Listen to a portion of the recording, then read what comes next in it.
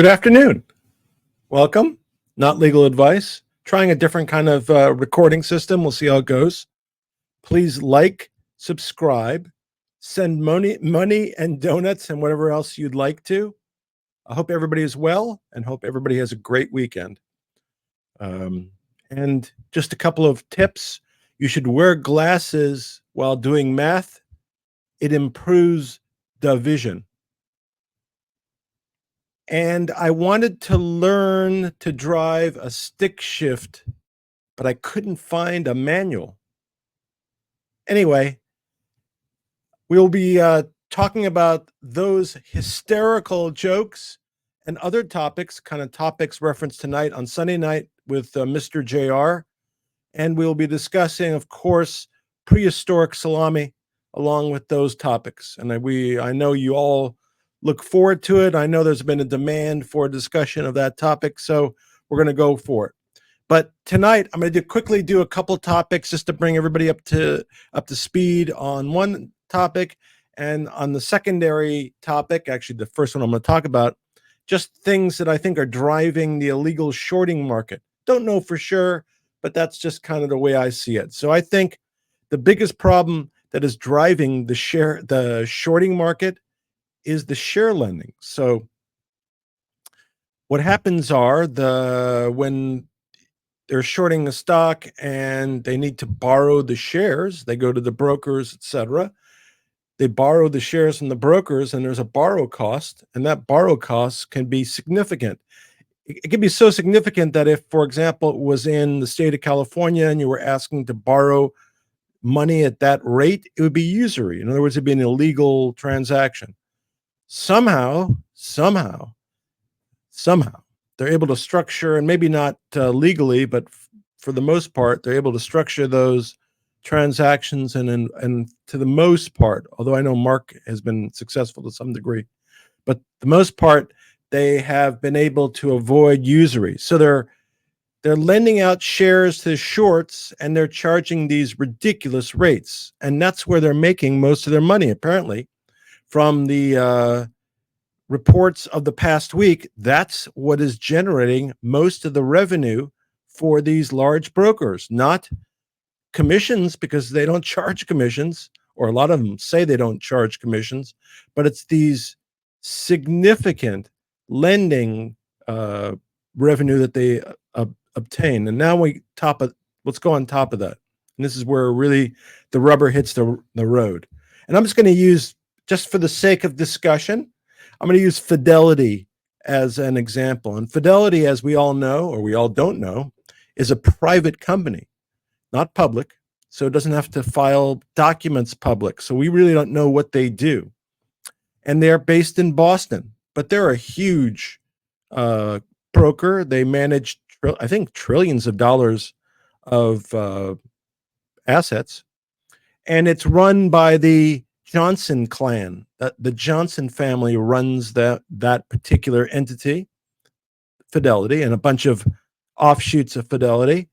And they're based in Boston. I think they live in Boston. And the ringleader of the family, according to Bloomberg last week, Abigail Johnson, who I've communicated with as to MMTLP, is worth upwards of $34 billion. $34 billion. And according to reports, and it may not apply to Fidelity per se, although I think it does, but it may not, most of their revenue and income comes from share lending. So if that was the case, if most of their income and revenue comes from share lending, whether it be counterfeit shares, in fact, they would theoretically, if you're making money off of shorting, the more the merrier. The more short shares, the better. The more money I can make as a lender on non-existent shares. It's literally unlimited income. At the same time, they're permitting offshore shorties, etc., to escape tax liability. So on the one hand, they get rich, and again, I don't know if this is true as to Fidelity. They get rich selling these fake shares and generating huge amounts of income in a private fashion, and we get screwed.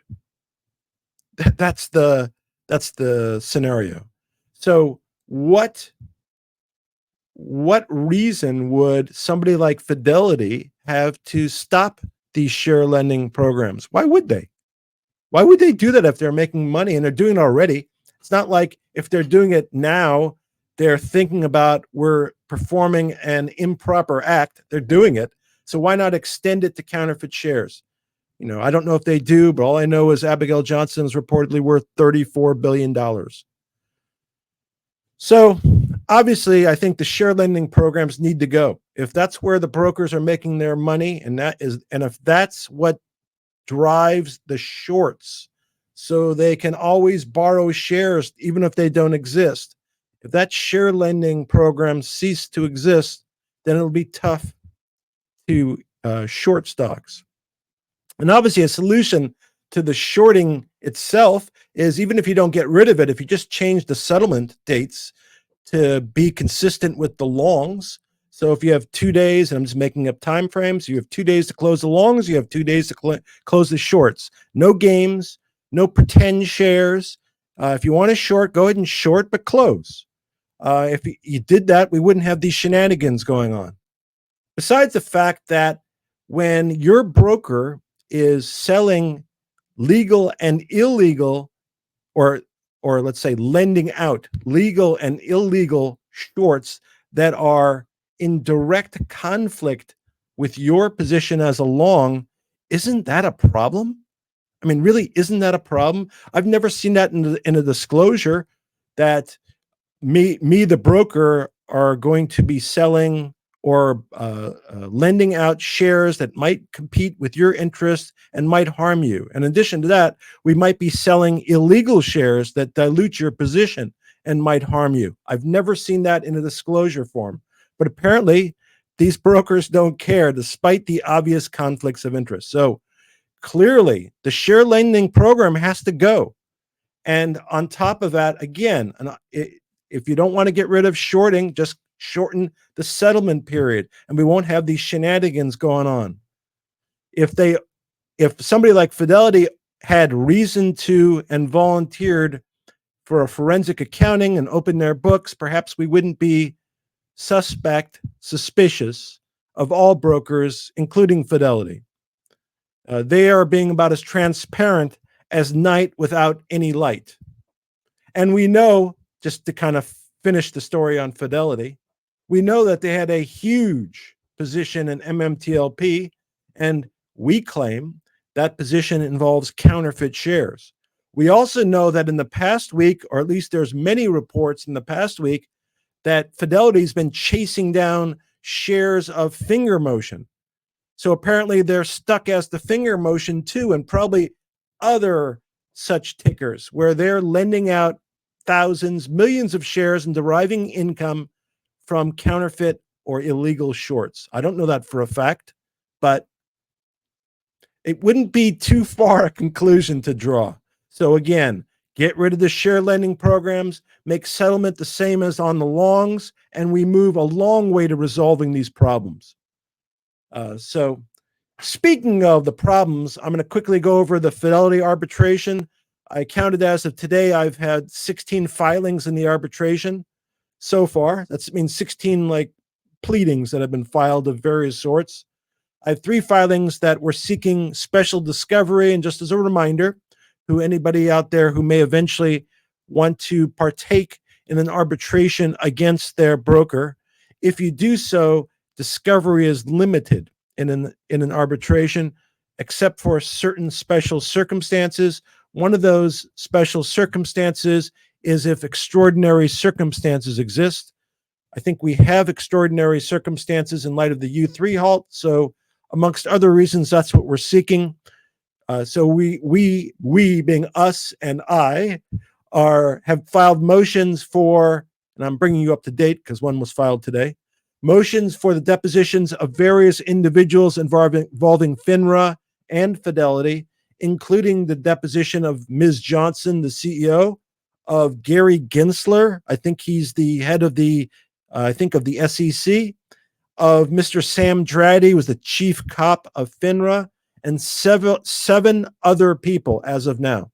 Those are either people that have come up in the FOIA replies or otherwise, and they include that author from Forbes who called shorting loony, or called the allegation of naked shorting loony. So we'll see how loony that is. The first hearing in the arbitration, which will be done by Zoom, will be October 3rd. We shall see how that goes. In the meantime, because I'm going to explain why I just said that. In the meantime, because I think this process is suspect on its face, in other words, participating in any resolution where FINRA, who I've already sued and went through and accused them of all conduct, they asserted their immunity, which has been upheld to date. But there's a couple cases in the Supreme Court, and one that probably will go up, that'll probably decide those issues related to FINRA and their depth and their immunity, which could help us also. But so I've filed those. So I've objected to everything basically that FINRA has done so far in arbitration. And most recent is the selection of the arbitration panel. And they selected somebody. In effect, they gave us little choice, in part because a bunch of prospective arbiters didn't respond. So we were left with a minimal choice. They selected one of the three that I had X'd out. So I have objected to that. I've objected to the paneling, amongst other reasons, on constitutional grounds. I also filed an amended claim. It wasn't actually an amended claim. It was an amended, I sought amended remedies. I've filed that in an informal request and as a motion.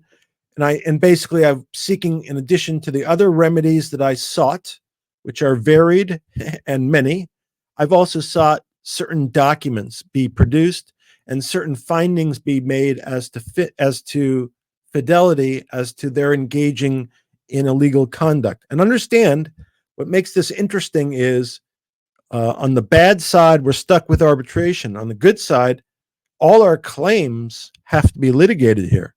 So if you have claims against your broker that are timely, now is the time to assert them. So I am. And I know that part of the argument will be belittling the claims, but the response is, in this case, we're here because of you, Fidelity, and your overbroad provision. So now you're stuck litigating these constitutional and other issues and state law issues here. And to the extent that is the case, then all of our discovery is justified. And that's what's reflected in the papers that have been filed to date. Again, the arbitration process is a somewhat confidential process. I think the final hearing and the result is obviously public, but most of it's private. To the extent I share what I'm doing, that's your in a little window into what's going on. So I've also asked for, in my documents in the discovery, a share count, a consolidated aggregated share count, Fidelity's MMTLP share count, all their financial statements, their documents regarding their share lending programs, their documents regarding share lending programs as to MMTLP, etc. So that is now all before, somewhere between FINRA and the arbiters. Eventually, it'll be sent to the arbiters, the ones I'm contesting. So it'll be interesting to see what will happen on October 3rd. Will the arbiter that I challenge still be there?